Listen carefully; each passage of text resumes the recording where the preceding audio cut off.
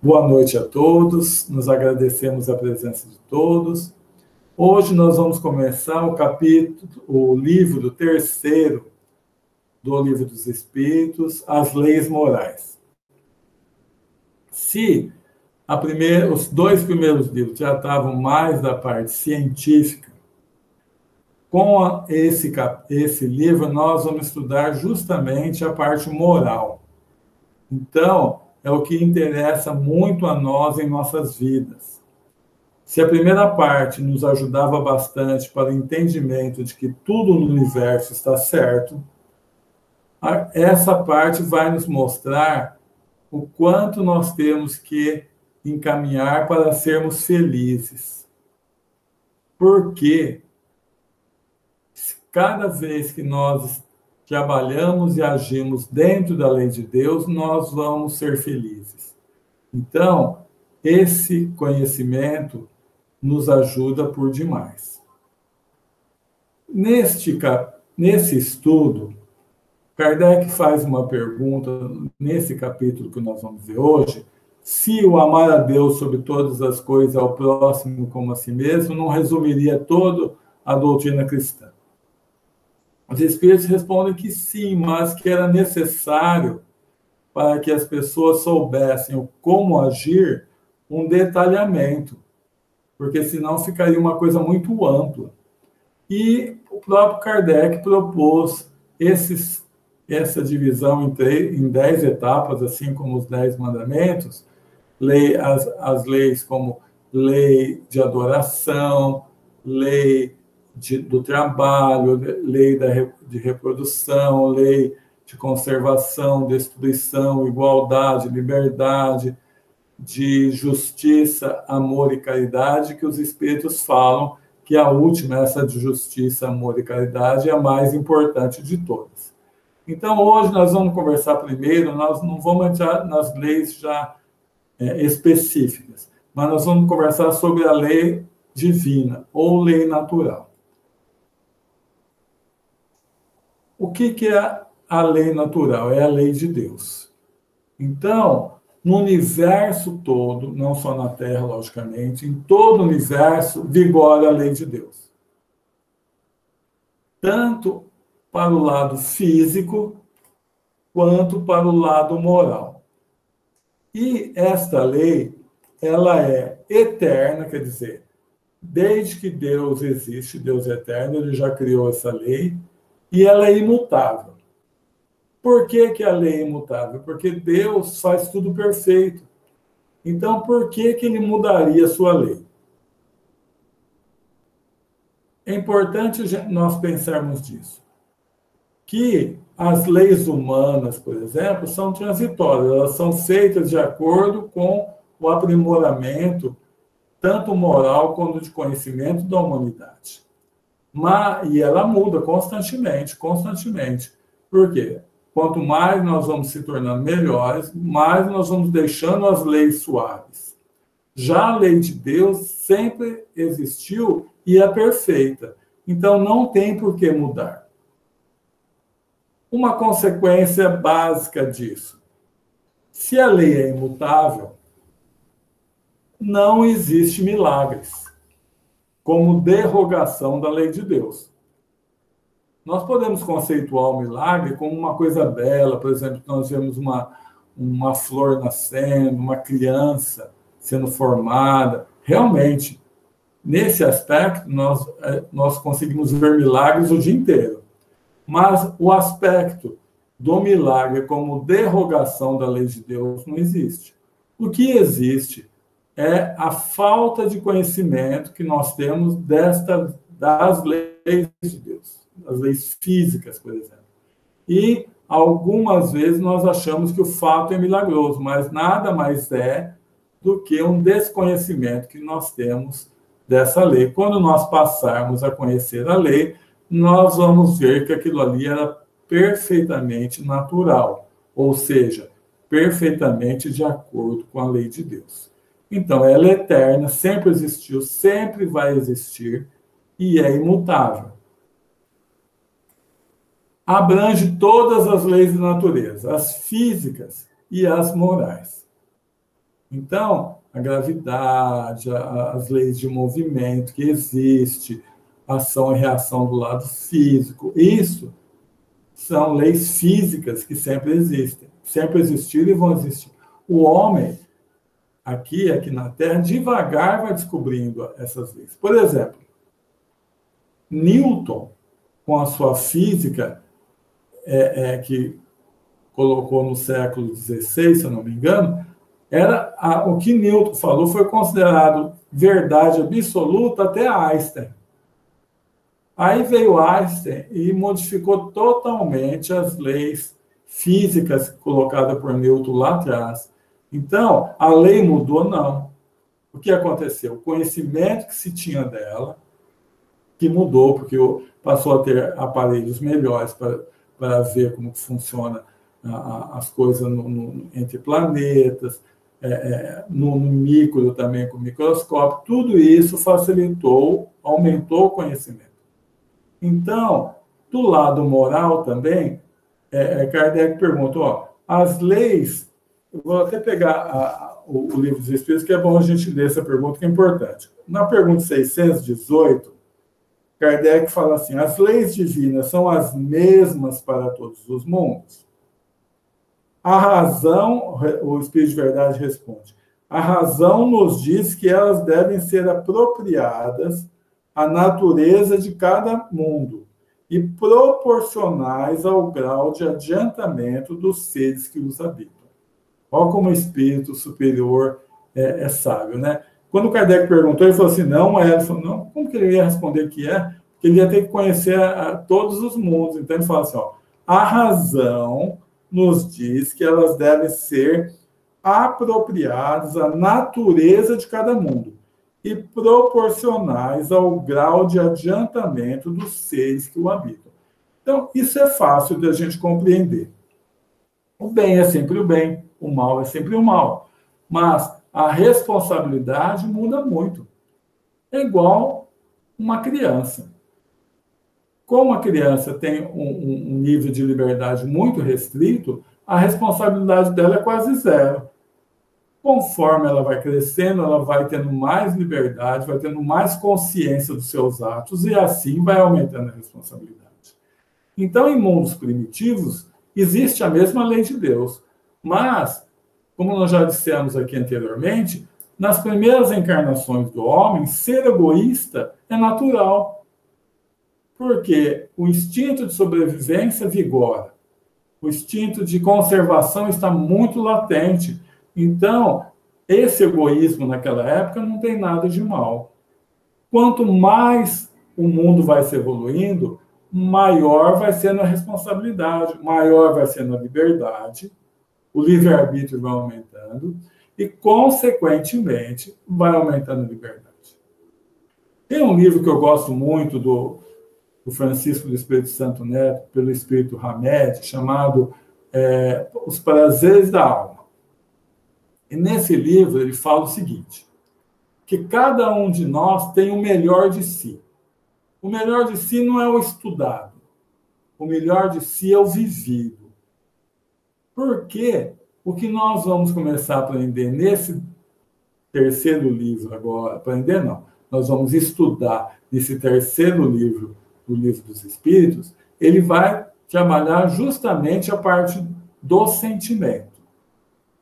E esta parte nós aprendemos vivendo e convivendo.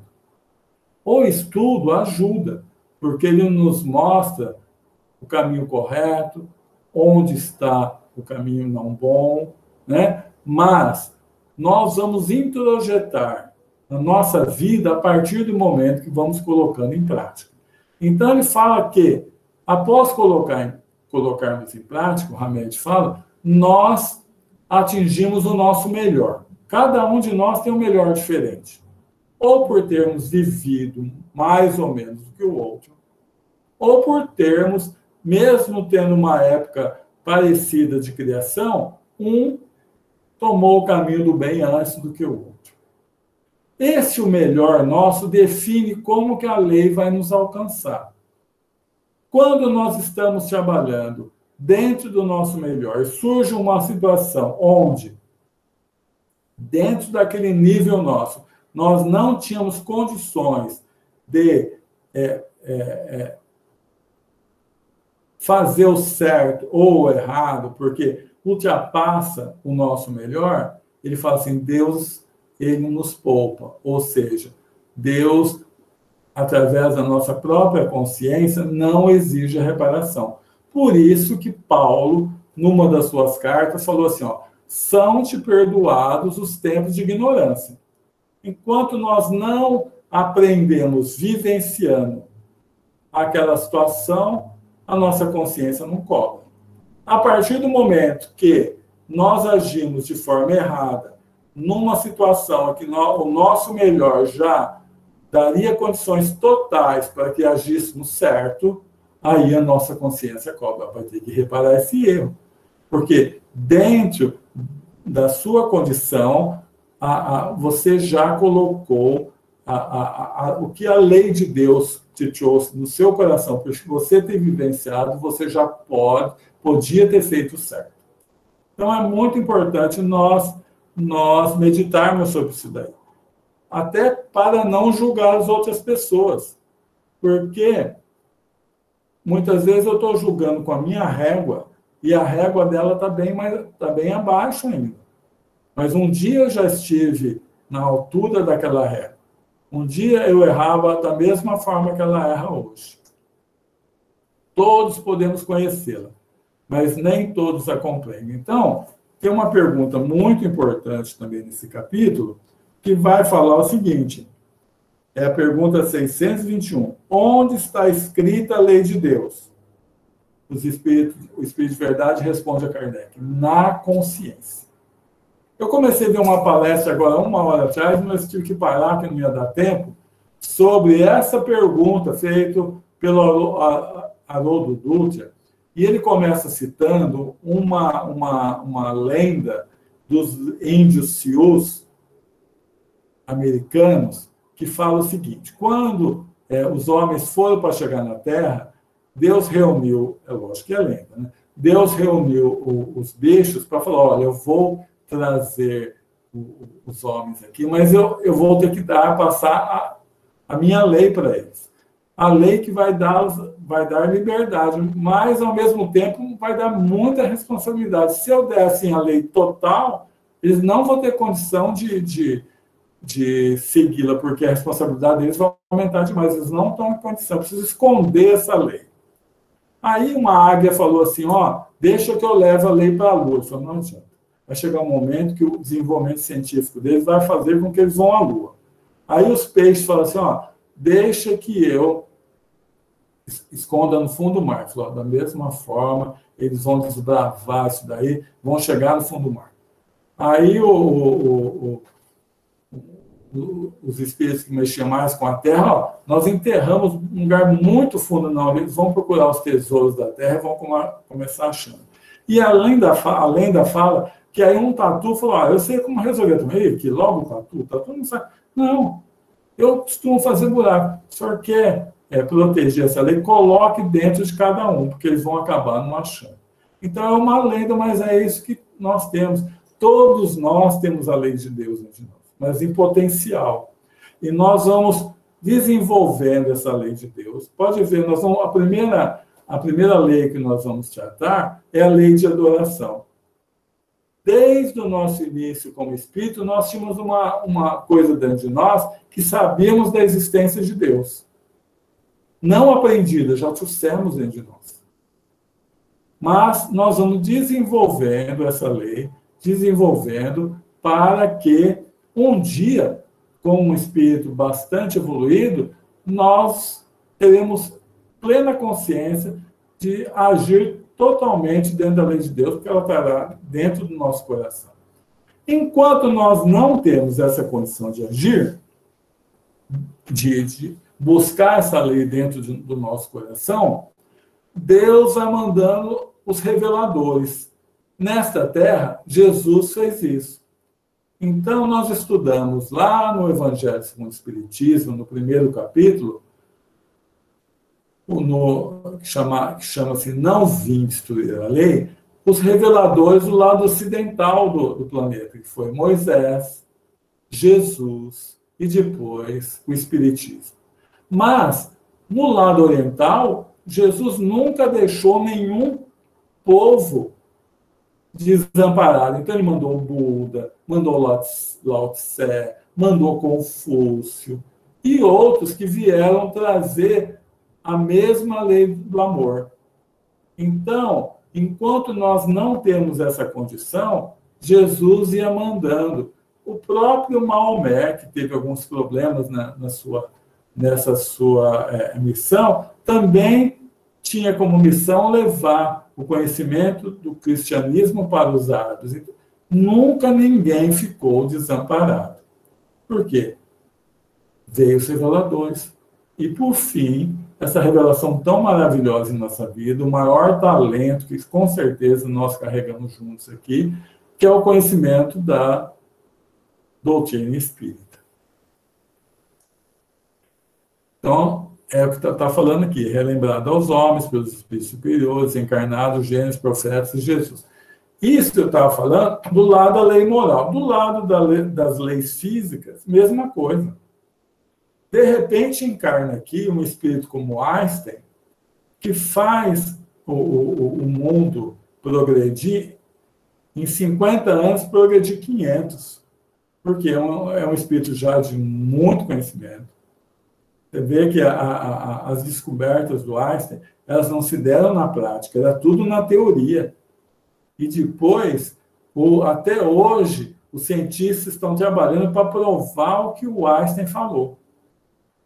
Olha, na teoria, por maior que seja a ajuda que ele recebeu do plano espiritual, com certeza recebeu, ele tinha um conhecimento de um espírito muito superior. E assim foram os outros, que vieram tanto na área da medicina, quanto na área da sociologia, em todas as áreas, vêm espíritos para fazer o mundo progredir. O bem e o mal. Então, o bem é tudo que está na lei de Deus. Todas as vezes que nós estamos agindo dentro da lei de Deus, nós estamos no bem. Toda vez que nós estamos agindo dentro da lei de Deus, seremos felizes. Então, tem dois tipos de alegria no mundo. A alegria normal, você vai numa festa, e tem a alegria de se sentir filho de Deus. E sentir que a lei de Deus vai sempre te proteger quando você está procurando fazer o bem. Que nada de mal vai te acontecer se aquele mal não for para te gerar um bem. Então, esse conhecimento de que o bem está na lei de Deus, que nós temos um Pai amantíssimo, que nos ama demais, e que todos nós um dia seremos espíritos puros. E bem antes disso, seremos espíritos perfeitamente felizes, fazem que nós consigamos não só a felicidade, como a alegria de sentir-se filho de Deus. Pelo contrário, o mal é a infração dessa lei. Toda vez que eu me afasto da lei de Deus, o mal aparece. Nunca como punição. Desculpa, o mal aparece. E vem, junto com o mal, um alerta para que nós retornemos ao caminho do bem, que é a dor. Então, a dor nunca é punição, é um aviso. Olha, você está no caminho errado. Volte para o caminho de Deus, porque aquele caminho vai fazer você ser feliz o quanto antes. Então, tudo que vem de Deus para nós é bom. Tudo que vem de Deus para nós é alegria. Tudo que vem de Deus para nós é felicidade. As coisas não boas que acontecem em nossa vida, ou nós pedimos para passar para nos deixar mais fortes, ou nos caminhos fora da lei de Deus, nós geramos alguma situação que ela apareceu, não como punição, mas como educação. Volte para lá. Esse caminho não é o correto. Quanto mais nós se revoltarmos com isso, Quanto mais eu insistir de permanecer num caminho não bom, logicamente essa dor vai potencializando. Mas se eu usá-la como um instrumento para que eu volte dentro da lei de Deus, ela fez a parte dela. Então, toda vez que aparecer a dor no meu caminho, o sofrimento, eu tenho que perguntar, por quê? Qual a razão que você entrou no meu caminho? Alguma coisa você está querendo me dizer. E, perguntando isso, ao invés de ficar revoltado com isso, olha, obrigado, dor. Difícil, né? Do jeito que eu que sou mole para isso, falar, obrigado, dor. Mostre onde que eu tenho que mudar e fazer o esforço para mudar. O homem pode distinguir o bem do mal, dentro do seu progresso. Muitas coisas que antigamente se achava bem, hoje nós achamos totalmente mal. Mas, dentro da nossa condição do melhor, como nós falamos, nós temos plena condição de saber o que é bem e o que é mal. E Jesus deixou a regra áurea sobre isso. Qual é a regra? Se nós tivermos dificuldade de saber se aquilo é uma coisa boa, deixar vocês escreverem um pouquinho aí. O que Jesus falou para a gente fazer para saber se estamos fazendo a coisa certa, se estamos dentro do bem? Qual a lição do Evangelho para isso? Deixar vocês escreverem. Fazer aos outros que gostariam que os outros fizessem. Isso, foi a Silvia que falou? Está meio baixinho para mim. É isso mesmo. A gente sempre tem que pensar assim, ó, eu queria que fizesse isso para mim, queria, então pode fazer para o outro que não tem. Então, essa é a regra áurea de saber se estamos fazendo certo ou estamos fazendo errado. Por que depende muito do progresso? Porque lá atrás, muitas vezes, o que eu achava correto, hoje eu falo, nossa, eu não pensava nisso. Que isso também não é um bem. Mas é de acordo com o meu progresso. É de acordo com o que eu vou entendendo como funciona a lei de Deus. A responsabilidade pelo mal praticado depende do grau de consciência do espírito. É o que a gente está falando até agora. Eu sempre faço uma comparação assim, ó, o nível de responsabilidade. Se um dia Francisco de Assis, que muitos espíritos falam que foi o espírito que mais amou nessa terra depois de Jesus, se um dia ele pensasse mal de alguém, a consciência dele ia exigir reparação. Só dele pensar mal. Nós falamos mal dos outros o dia inteiro e nem se conscientizamos disso. Então, há uma proporcionalidade na responsabilidade. Quanto mais nós vamos evoluindo, logicamente, mais vai ficando desperta a nossa consciência. E assim, ela vai exigir a reparação mais fácil. Então, muitas pessoas falam, ser espírita é muito difícil. Porque antes de eu ser espírita, eu não pensava muito nas coisas, agora tudo que eu vou fazer tem que pensar, tudo que eu vou fazer eu tenho que pensar se eu não estou ofendendo alguém, tudo que eu vou fazer eu tenho que pensar na consequência, mas é assim mesmo. Nós já passamos da fase de alguém que tem que ficar indicando para a gente, faz isso, faz aquilo, você não pode fazer isso, tem um pastor, um padre. Nós já passamos dessa fase. Nessa nova fase que estamos, traz para nós a responsabilidade que o próprio livre-arbítrio traz de arcar com as consequências. Isso é ruim? Não é. Porque isso desenvolve em nós a inteligência de verificar as consequências, de entender como funciona a lei de Deus. É lógico que quanto mais nós vamos se tornando capacitados, maior a nossa responsabilidade. Mas eu não quero isso não, eu quero ficar parado. Eu não quero aprender mais nada. Mas vai chegar um dia em que aqueles que você ama progrediram e nós ficamos para trás. Você vai querer progredir também. E aí, você vai procurar aprender. Então, quanto antes nós procurarmos o aprendizado, melhor. Porque nós vamos se esforçar para melhorar também, porque a gente vai aprendendo que tudo na vida tem consequência. O desejo do mal também pode ser culpável. Então, nós vimos que toda vez que eu me afasto do bem, eu estou no mal. Mas precisa que eu faça o mal para eu ser responsabilizado, aquele mal que eu já tinha condição de não fazer mais? Então, os espíritos respondem o seguinte: depende de como você... Vamos dizer, eu tive o desejo mal, mas não fiz o mal. Isso vai depender do quê? Por exemplo, resistir à má tendência, resistir ao mal, é uma coisa muito boa.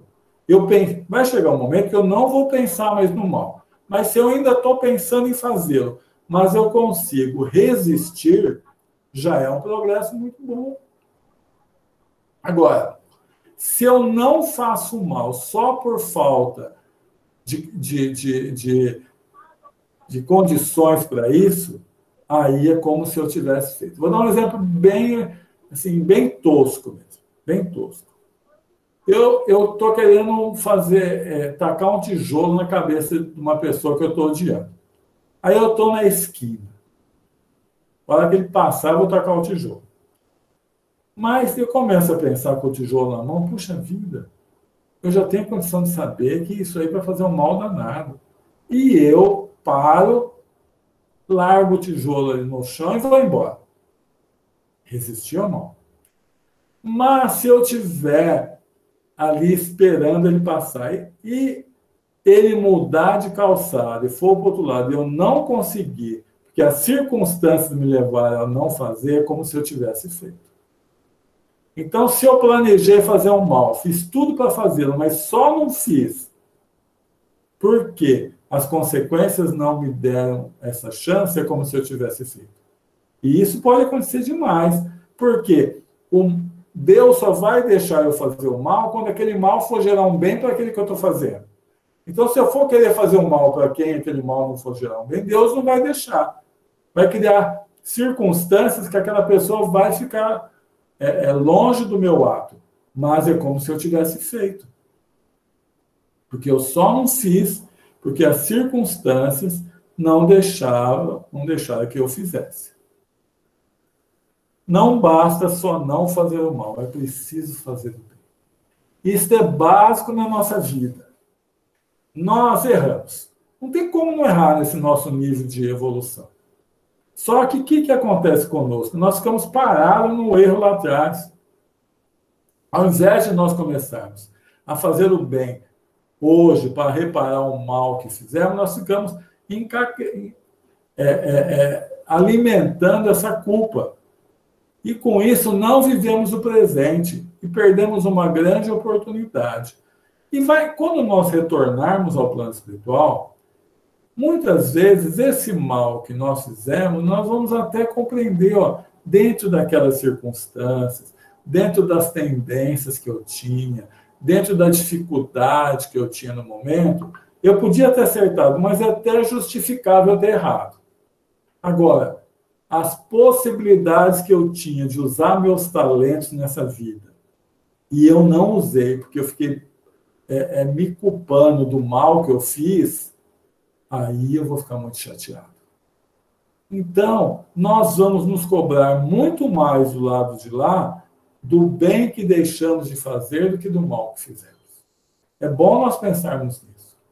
Porque cada um de nós trouxe um talento diferente, como nós já vimos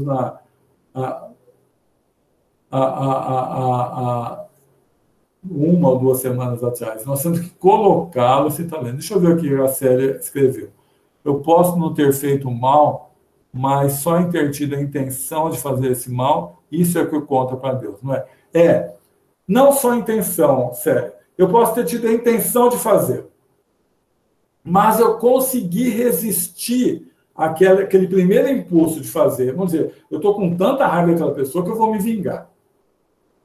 Só que, antes de eu cometer o ato vingativo, eu consegui bloquear em mim aquela agressividade. Já é um progresso. Agora, eu só não consegui cometer o ato vingativo porque faltou circunstâncias. O meu modo de agir não propiciou aquela vingança que eu queria. Ou porque a pessoa foi protegida, porque ela saiu da minha esfera de ação, De alguma forma eu não fiz. Aí é como se eu tivesse feito. Então, bloquear as nossas más tendências, os nossos impulsos agressivos é uma coisa boa. Enquanto eu não consigo trabalhar para me ficar livre desse instinto agressivo, eu tenho que bloquear para que ele não faça outros sofrerem. Deu para entender, Célia, essa diferença? Eu vou continuando, depois qualquer coisa você volta, Célia. Então, não basta não fazer o mal, é preciso fazer o bem. Qualquer pessoa, muito obrigado, Célia. Qualquer pessoa pode fazer o bem. Não tem como a gente falar assim, eu só vou fazer o bem quando eu tiver em condições financeiras boas, quando tiver tudo sorrindo para mim na vida. Não. O bem, a maioria dos bens que nós vamos fazer, não exige nenhuma condição material. É aquele bem de escutar alguém. Nós não sabemos escutar uma pessoa quando está aflita. É uma coisa que dentro de um centro espírita nós temos que repensar muitas vezes. Já aconteceu de uma amiga minha falar isso. Olha, quando eu me separei, eu fui buscar colo no centro e todo mundo começou a falar, mas você sabe que é assim mesmo, você sabe que... E ela falou, ninguém me deu colo. Por quê? Muitas vezes nós temos dificuldade de ouvir. A pessoa começa a nos falar, nós não deixamos nem ela falar a frase inteira, a gente completa a frase. Ou então, ela começa a contar o problema, ela falou um dela, nós já falamos um nosso. Comigo aconteceu isso também. Ela não quer saber do meu problema, ela quer que eu ajude ela a resolver o dela. Então, muitas vezes fazer o bem é só sentar na frente da pessoa, falar, pode falar, eu vou te ouvir. Se eu tiver a condição de te ajudar, eu te ajudo. Se eu não tiver a condição de te ajudar, só de você colocar para fora, você mesma muitas vezes vai achar a solução. Então, a oportunidade de nós fazermos o bem aparece em todos os momentos de nossa vida. E como já falamos aqui, Deus é tão bom conosco que todas as vezes que eu cometo um erro, um engano, Deus vai colocando na minha frente possibilidades de eu fazer o bem para reparar. Porque Deus não me quer sofrendo. Deus me quer plenamente feliz. O sofrimento só é para que eu faça a coisa certa e repare com minha própria consciência. Então, eu tenho que pensar nisso. As oportunidades que eu tenho que fazer o bem durante todo o dia, durante todos os momentos, principalmente dentro de casa. Porque eu sempre brinco assim. No centro, todo mundo é santo. Na hora que você entra dentro do centro, até o local que ajuda muito, né? A vibração é diferente, você se sente bem.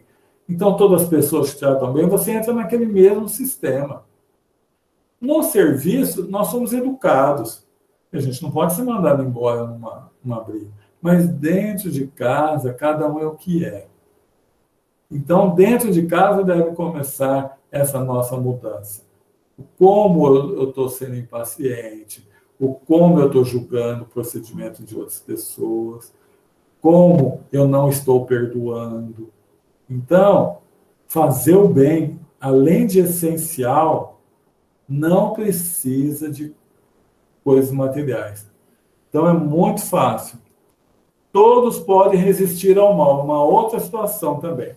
Por exemplo, tem espíritos que vieram para passar por uma prova difícil.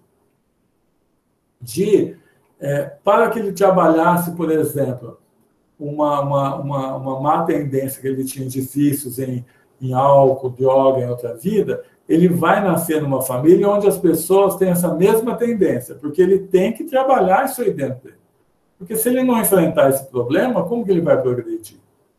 Mas ele não veio para cair, ele não veio para fazer o mal. Ele veio para passar pela tentação dele. Mas Deus sempre vai prepará-lo de alguma forma para ele resistir. Até como já falamos na última quinta-feira, até pelo espírito protetor que vai estar do lado dele. E nós já vimos também no livro Memórias de um Suicida treinamento que é feito com o suicida para que ele não caia de novo no suicídio na próxima vida. Por quê? Aquela prova que ele não passou na vida anterior e cometeu suicídio, ele vai passar de novo. Mas é para ele cair? Justamente, lógico que não. E ele foi muito preparado para não cair, mas ele vai ter que passar pela prova. Então, todo mundo pode resistir ao mal. Mesmo aquele que nasceu em condições mais difíceis. Mas cabe a nós, uma é essa situação, cabe a nós pensarmos, se eu estivesse na situação dele, eu faria o mal ou não? Na maioria das vezes faríamos a mesma coisa, então não julgar, é diferente. Eu não julgo, mas eu sei que, por mais maior seja a facilidade de eu fazer o mal, eu tenho que resistir a ele.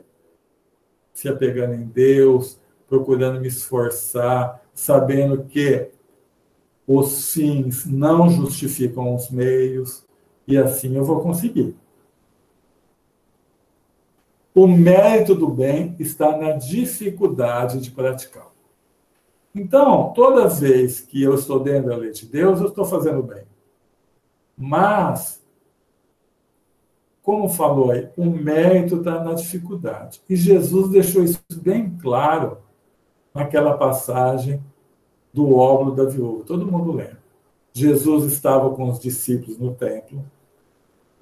E os discípulos eram todos pobres, com exceção de Levi, Mateus, né, que era um cobrador de impostos mediano, assim.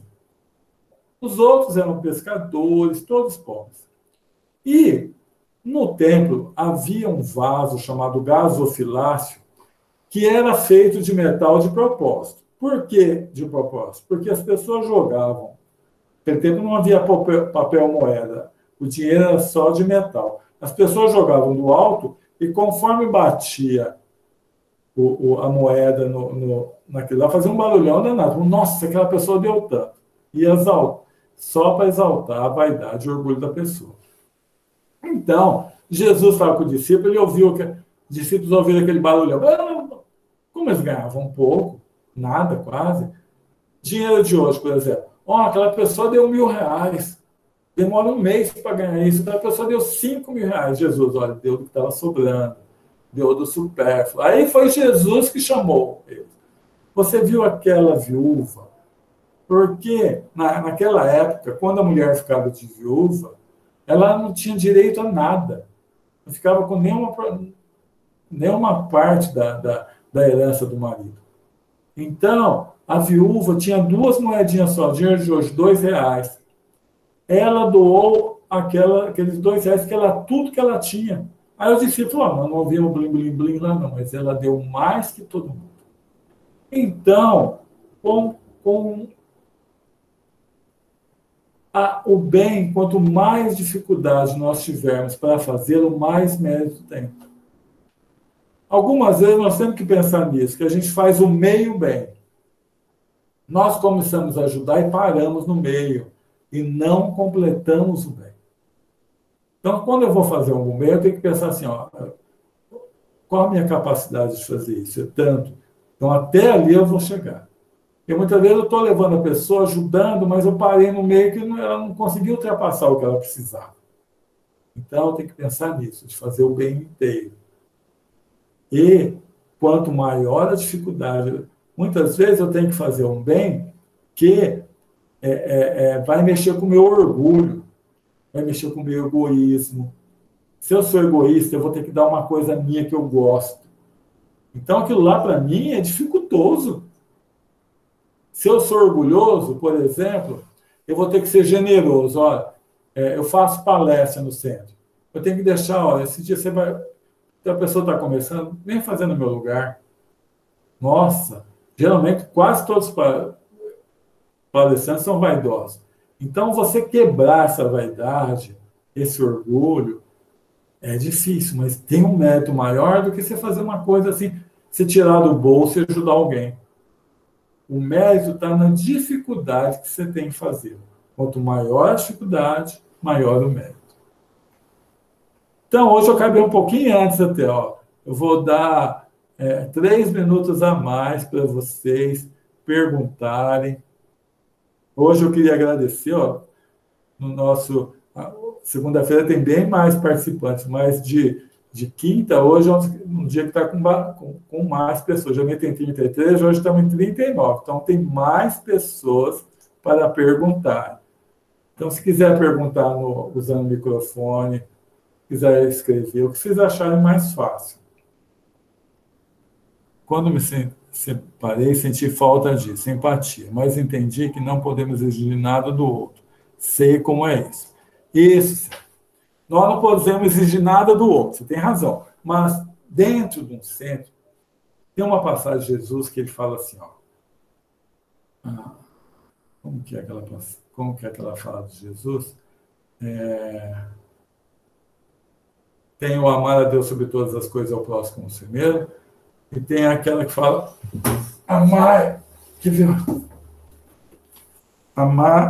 amei como eu vos amei.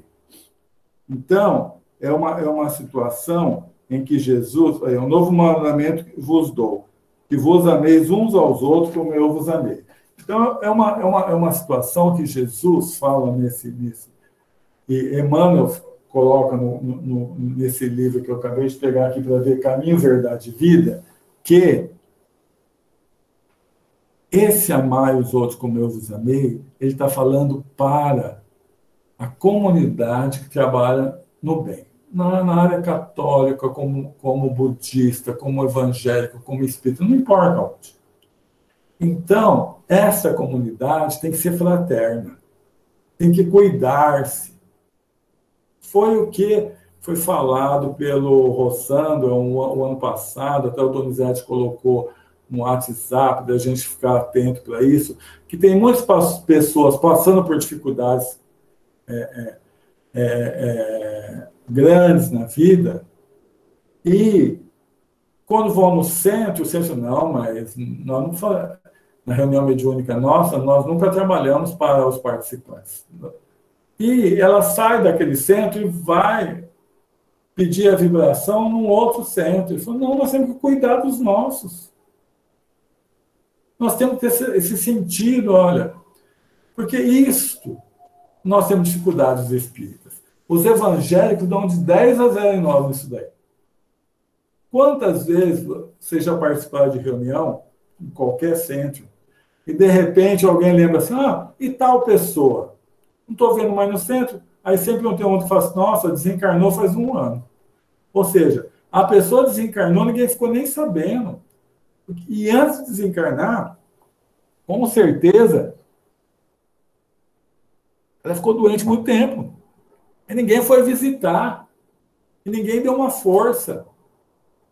Tem um casal lá na comunidade de Barçanufa que ficou doente, ninguém foi visitar, nem eu, nem ninguém. O que aconteceu? Os evangélicos foram se tornar evangélicos. E interessante que eu encontrei esse casal no mercado, a mulher falou para mim, olha, a gente continua acreditando em reencarnação. Lógico, não tem como deixar. Mas está na igreja evangélica. Por quê? Dando assistência. Pegaram no colo. Então, isso é importante. Rodrigo Mota. Qual a diferença entre leis naturais e leis morais? Se é que há diferença. As leis morais é uma parte das leis naturais, Rodrigo. Porque a lei natural, que é a lei de Deus, inclui também as leis físicas, né, que vão reger a parte da matéria, que a ciência hoje estuda. Né? Então, as leis morais é uma parte das leis naturais ou da lei de Deus que engloba tudo. Bom, já li esse que estava escrito, agora vocês ficam à vontade para perguntar mais. Aproveito que tem o Donizete aí também, que tem uma experiência danada. A Maíra pergunta assim, dentro das leis naturais, também existem leis espirituais? É bom, uma ótima pergunta sua. O lado espiritual também está dentro do universo. Por exemplo, o nosso lar, que todo mundo já viu o filme, que todo mundo já leu o livro, O nosso lar está aqui na Terra. Tá certo que lá tem algumas condições diferentes. Por exemplo, o clima é sempre ameno, tipo 30 graus, assim, direto. Mas tem noite, a lua chega lá, as estrelas, tudo tem lá. Então, do lado espiritual, existem tudo igual que tem aqui do lado material, numa dimensão diferente, que a gente muitas vezes uma intercala, sobrepõe a outra e continua as duas existindo. Mas são as mesmas leis. Lá também tem a gravitação, dentro daquelas condições, né? Lembra que tempo atrás nós falamos assim, o perispírito não tem sensação das coisas aqui da Terra, mas das coisas espirituais tem, como o Donizete acabou falando no final. Então, as leis físicas agem de forma diferente, mas todas dentro das leis de Deus. Não sei se eu expliquei, deu para entender, Maíra, eu só compliquei. Aí você, se quiser fazer mais alguma pergunta, ou mais não, continuar dentro dessa pergunta. Obrigado. Ainda temos 11 minutos, aproveitando. Essa lei é a mais curtinha mesmo. Essa lei, não, desculpa. Esse capítulo dentro do livro é mais curtinho, as outras vão ficando maiores. Vai dar para a gente, então, aproveitar que esse capítulo hoje sobrou um tempo, a menos que não tenha ninguém querendo perguntar.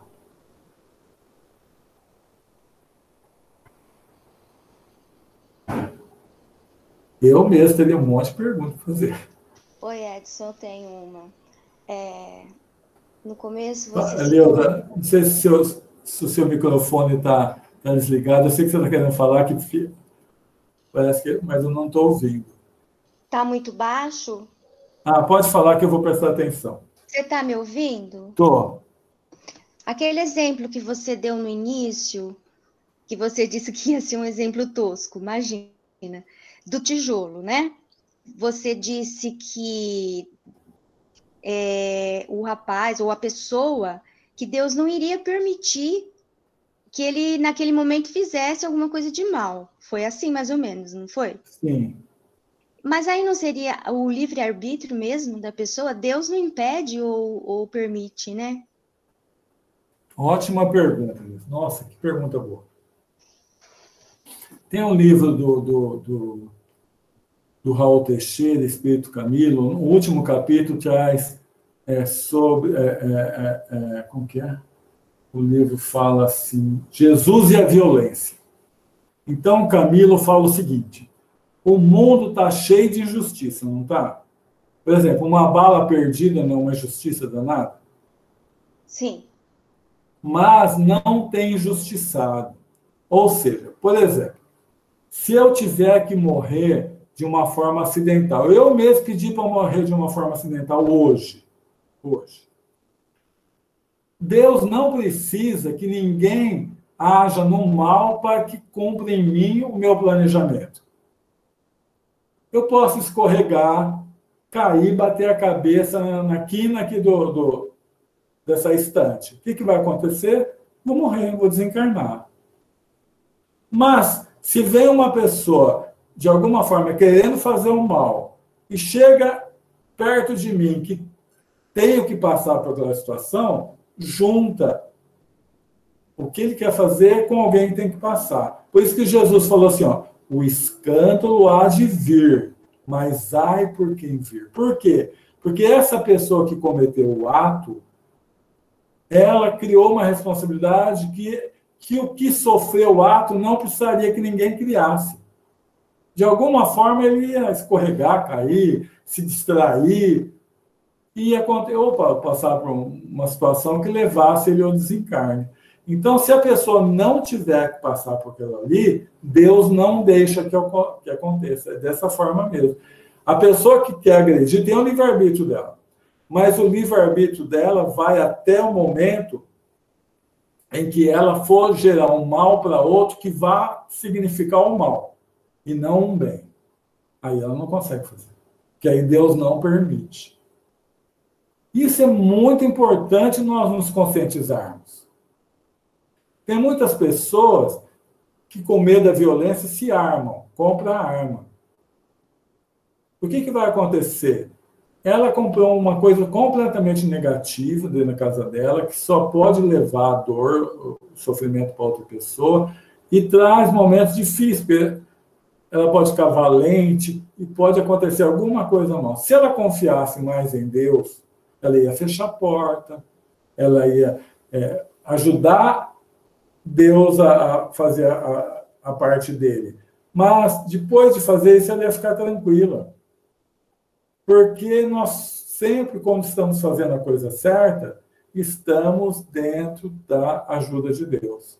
Agora, se eu me precipito, se eu vou fazer alguma coisa, eu entro numa briga, eu estou num lugar não bom, aí eu comecei a correr risco.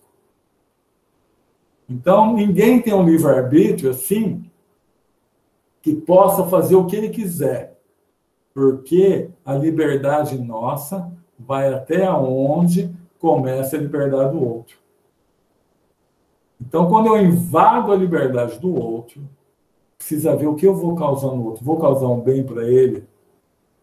Bem que eu falo o seguinte, muitas vezes tirar a vida dele, ele está reparando para ele, tanto fazia ser de uma forma ou de outra. Mas Deus não precisava dessa pessoa. Mas Deus sempre age assim.